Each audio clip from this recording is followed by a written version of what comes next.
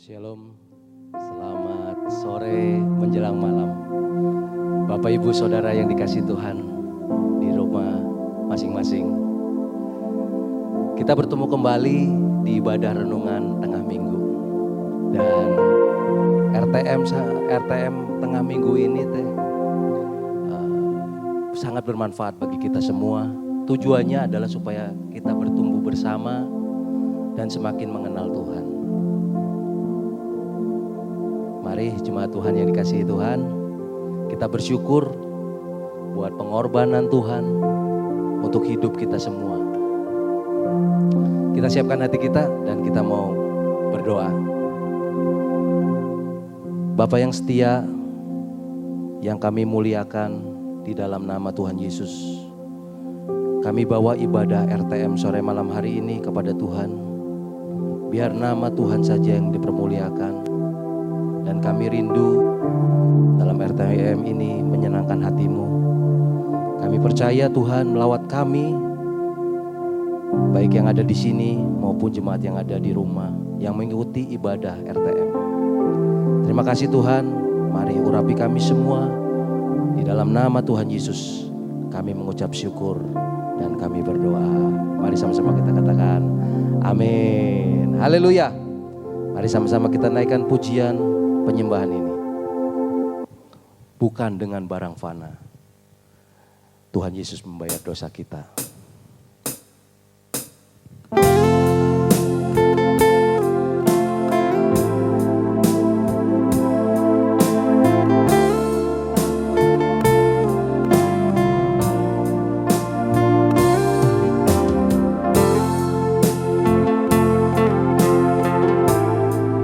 Mari tujukan hati kita kepada Tuhan, mata kita hanya kepada Tuhan.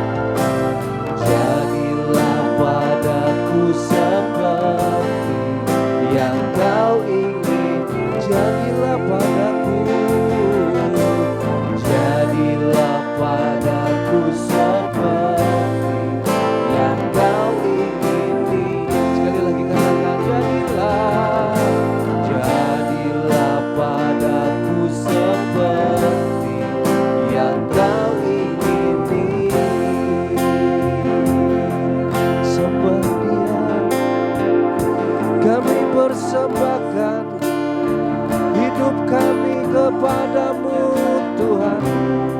Kami persembahkan pujian kami persembahkan hormat kami, sembah kami kepadamu Tuhan Yesus.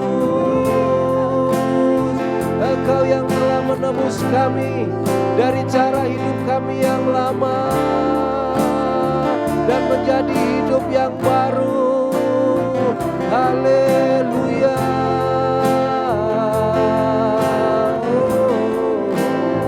Haleluya. Sembah dia, haleluya. Hiara labase, hiara nalamu, sikana mara labase, hiara labara labara laba, haleluya.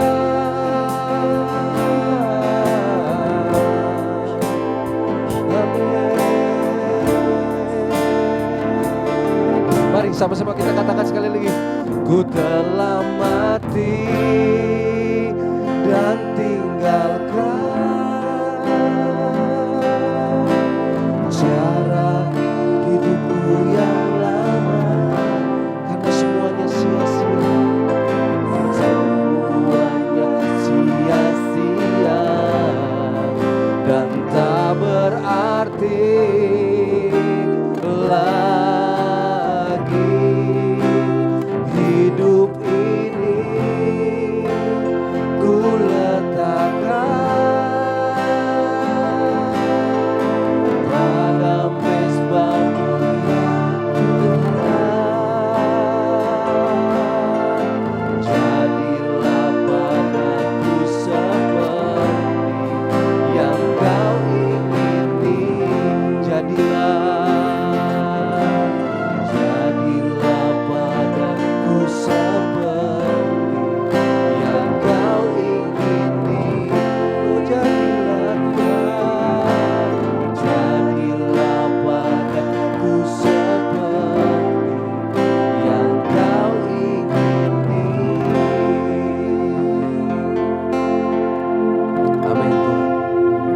Biarlah hidup kami seturut kehendak-Mu Tuhan. Biarlah hidup kami ada di dalam tuntunan-Mu Tuhan. Terima kasih Tuhan buat sore malam hari ini. Kami bersyukur dan kami sebentar akan merenungkan akan kebenaran firman Tuhan.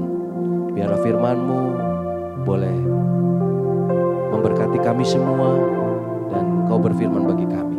Terima kasih di dalam nama Tuhan Yesus. Urapi hamba-Mu yang tidak ada apa-apanya, yang tidak berguna ini. Ini semua karena anugerah-Mu. Ini semua karena hikmat-Mu Tuhan yang Kau berikan kepada hamba-Mu. Terima kasih. Di dalam nama Tuhan Yesus kami berdoa dan mengucap syukur. Sama-sama kita katakan amin. Bapak Ibu Saudara yang dikasihi Tuhan, RTM sore malam hari ini bertema adalah mengalahkan godaan dosa. Mengalahkan artinya adalah memenangkan. Memenangkan artinya lagi adalah menaklukkan. Menaklukkan selain itu adalah mengungguli. Jadi kita mengungguli dan mengatasi. Dan godaan artinya mengganggu. Mengganggu dengan kita bertabah hati ya. Kalau diganggu kita tabah hati. Jadi arti dari mengalahkan godaan adalah menaklukkan gangguan dosa. Jemaat yang dikasihi Tuhan, kita menyadari dan harus menyadari godaan dosa ketika kita digoda oleh keinginan. Yang pertama keinginan daging. Yang kedua adalah keinginan godaan setan ya. Yang terus menggoda kita supaya kita berbuat di luar kehendak Tuhan. Dan apa saja yang paling berbahaya godaan di dalam hidup kita masing-masing. Saya ada 4 poin ya. Yang pertama adalah godaan kesombongan. Yang kedua adalah godaan pornografi, percabulan.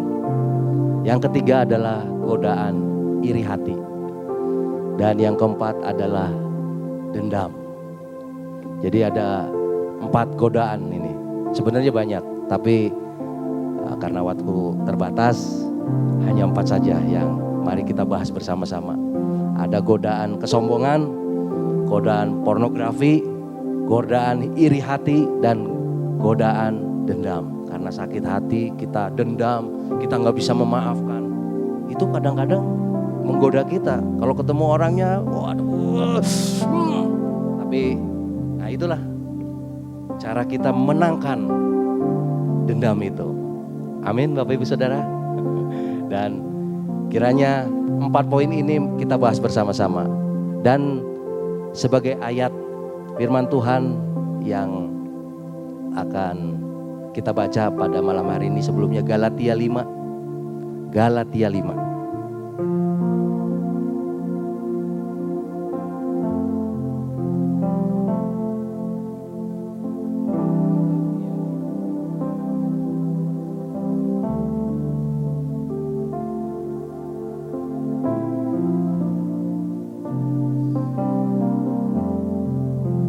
Ya, kita baca bersama-sama ya. Simak bersama-sama. Galatia 5 ayat 19, 20 dan 21. Perbuatan daging telah nyata, yaitu percabulan, kecemaran, hawa nafsu, penyembahan berhala, sihir, perseteruan, perselisihan, iri hati, amarah, kepentingan diri sendiri, percideraan, roh pemecah, kedengkian, kemabukan, pesta pora, dan sebagainya.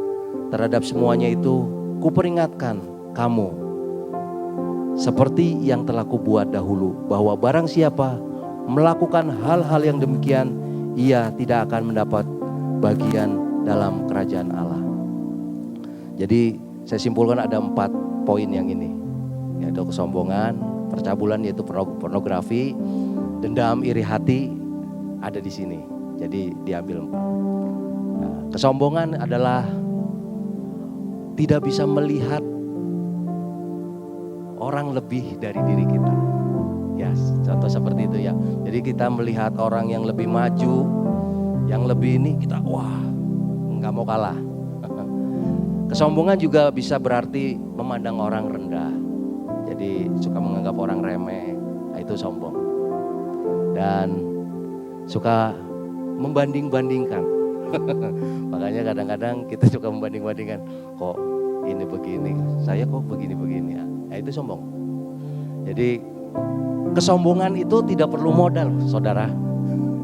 Walaupun dia gak punya apa-apa, tapi bisa sombong dalam dia perkataan dia, dalam apapun dia bisa sombong. Padahal dia gak punya apa-apa, tapi ngomongnya punya apa-apa, itu sombong. Amin. Nah itu kita, godaan itu harus kita menangkan. Godaan dosa itu harus kita kalahkan. Dan yang kedua adalah pornografi. Nah, pornografi sekarang, saya dulu ya waktu saya masih remaja, ini bukan saya cerita porno atau cabul ya dulu belum bertobat itu, kalau mau nonton pornografi tuh ngumpet-ngumpet. Jam berapa kita janjian? Jam 12 malam di rumah saya. Waktu itu saya punya video di Betamax itu yang kasetnya gede, saudara. Itu kita janjian jam 12 mau nonton itu satu kaset. Itu aja kayaknya heboh. Nah itu mengikat sekali, saudara.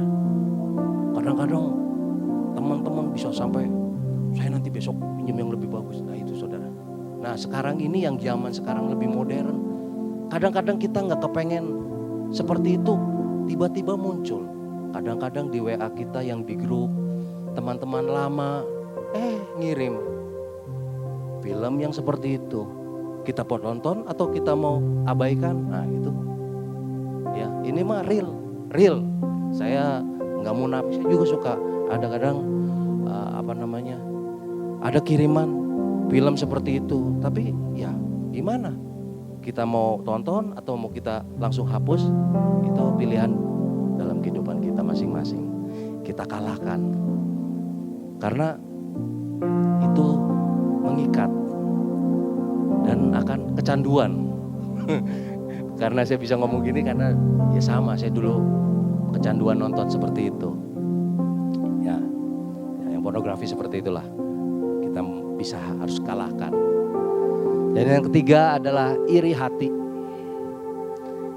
Iri hati definisinya adalah dengki. Suatu emosi yang timbul ketika melihat orang lain lebih maju, lebih berprestasi, lebih unggul dan sebagainya. Biasanya orang iri hati itu seperti SOS. Senang lihat orang susah, susah lihat orang senang. Jadi kalau anak Tuhan harus senang lihat orang senang, susah lihat orang susah. Tapi kalau iri hati, susah lihat orang senang. Wah, kayaknya lihat orang senang gitu. Oh, ini gitu. Paling dapat dari mana? Seperti itu, saudara. Benar, saudara? Nah, itulah. Kadang-kadang godaan seperti itu ada timbul dalam hati kita, dalam pikiran kita. Nah, itu kalau kita sadar langsung, godaan itu kita patahkan. Jadi contohlah di Alkitab adalah saudara-saudara Yusuf. Dari 11 saudaranya Yusuf, mereka iri melihat Yusuf disayang oleh bapaknya Yakub, dikasih jubah, mereka iri. Dan ya seperti itu akhirnya Yusuf setelah iri hati menimbulkan dosa itu, yaitu Yusuf dijual, tadinya mau dibunuh, akhirnya nggak jadi, dijual. Tapi ya itulah iri hati yang akan membuahkan maut. Dan yang keempat adalah dendam.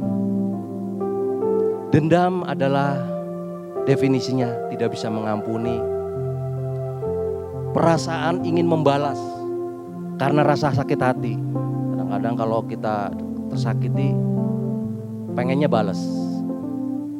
Mencari kesempatan, melampiaskan sakit hatinya agar lawannya mendapat celaka. Nah, itu orang dendam. Jadi definisinya seperti itu orang dendam. Jadi senang melihat lawannya celaka. Jadi bersorak-sorak, bersukacita melihat lawannya celaka. Nah, itu definisi dendam. Nah, dari 4 ini kita harus bisa mengalahkannya. Dan bagaimana cara kita untuk mengalahkan, menaklukkan, mengatasi godaan dosa ini. Dan Tuhan memberikan kuncinya yaitu di Efesus 6 ayat 11 sampai 18. Saya minta Ibu Nia untuk membacakan firman Tuhan. Efesus 6 ayat 11 sampai 18. Mari jemaat Tuhan kita simak bersama-sama.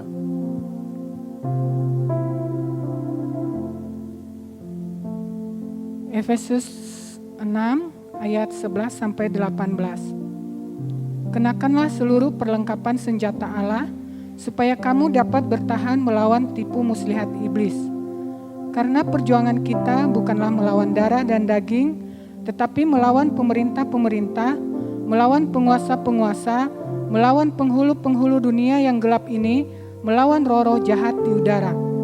Ayat 13, sebab itu ambillah seluruh perlengkapan senjata Allah, supaya kamu dapat mengadakan perlawanan pada hari yang jahat itu, dan tetap berdiri sesudah kamu menyelesaikan segala sesuatu. Jadi berdirilah tegap, berikat pinggangkan kebenaran dan berbaju zirahkan keadilan. Kakimu berkasutkan kerelaan untuk memberitakan Injil damai sejahtera.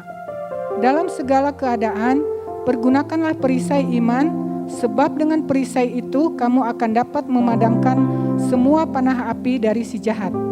Dan terimalah ketopang keselamatan dan pedang roh yaitu firman Allah. Ayat 18, dalam segala doa dan permohonan, berdoalah setiap waktu di dalam roh dan berjaga-jagalah di dalam doamu itu dengan permohonan yang tak putus-putusnya untuk segala orang kudus. Amin. Ya, firman Tuhan dari Efesus 6 ayat 11 sampai 18. Melawan godaan dosa adalah dengan mengenakan seluruh perlengkapan senjata Allah, agar kita semua sanggup berdiri teguh melawan siasat licik iblis. Perlengkapan senjata rohani yang diperlukan atau dibutuhkan kita anak-anak Tuhan agar menang dalam peperangan rohani. Jadi kita tidak jatuh atau tidak kuat atau putus asa melawan godaan tipu daya iblis. Dalam hal ini Paulus mengingatkan kita untuk memperlengkapi diri kita dengan mengenakan seluruh perlengkapan senjata Allah, yakni kebenaran, keadilan, rela berkorban, dan iman. Dan yang paling penting adalah pedang roh, yaitu firman Allah, untuk dapat kita gunakan dalam memerangi kekuatan daging maupun kekuatan kegelapan, yaitu iblis yang ingin merusak atau ingin menjatuhkan kita. Bagaimana kita dapat menang? Nah, ini kuncinya, saudara.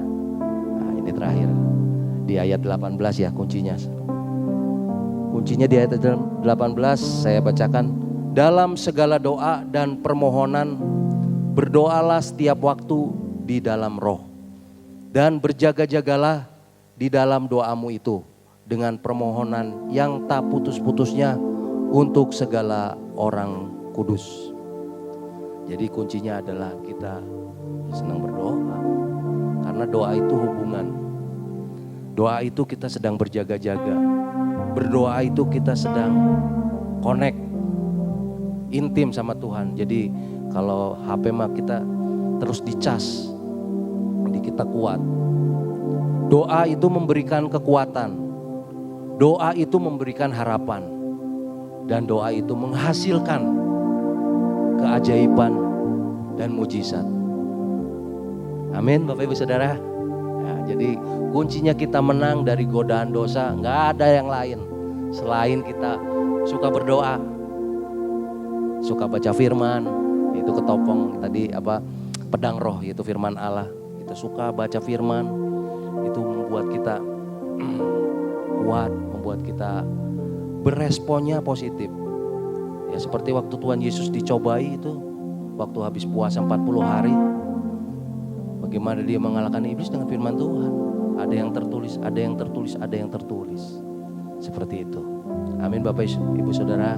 Kiranya firman Tuhan menjadi berkat bagi kita semua, menguatkan kita, dan juga jadi membuat kita lebih mengenal Tuhan lebih lagi. Amin Bapak Ibu Saudara. Mari kita naikkan pujian ini.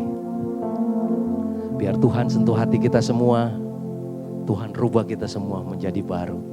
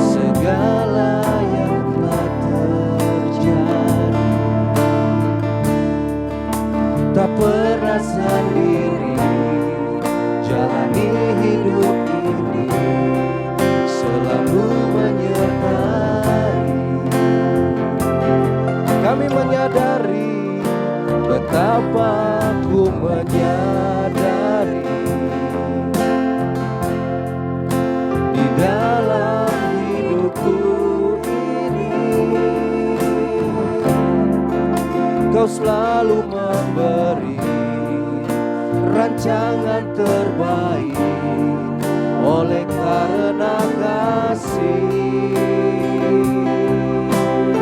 Sama-sama katakan, Bapa sentuh hatiku, ubah hidupku menjadi yang baru, agar emas yang murni Kau membantu bejana hatiku,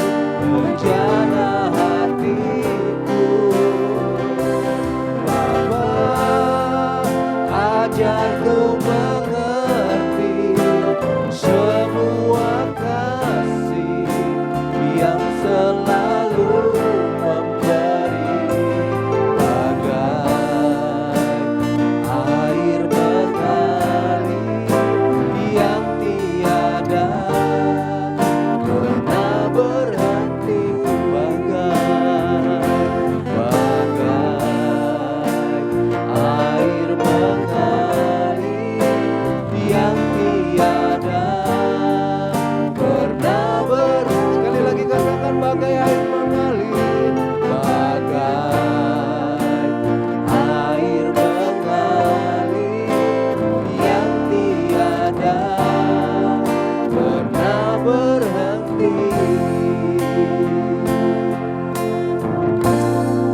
Terima kasih Tuhan buat sentuhan-Mu bagi kami semua, baik yang ada di sini maupun yang ada di rumah. Biar kami mengalirkan kasih dalam kehidupan kami masing-masing.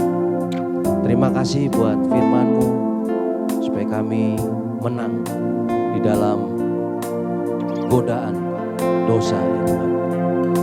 Terima kasih Tuhan, biar firman ini Tuhan meteraikan di kehidupan kami masing-masing.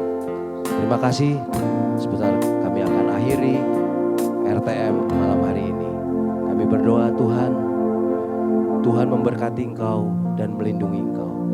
Tuhan menyinari Engkau dengan wajah-Nya dan memberikan kasih karunia, damai sejahtera Tuhan turun bagi kami semua. Di dalam nama Tuhan Yesus kami berdoa dan mengucap syukur. Sama-sama kita katakan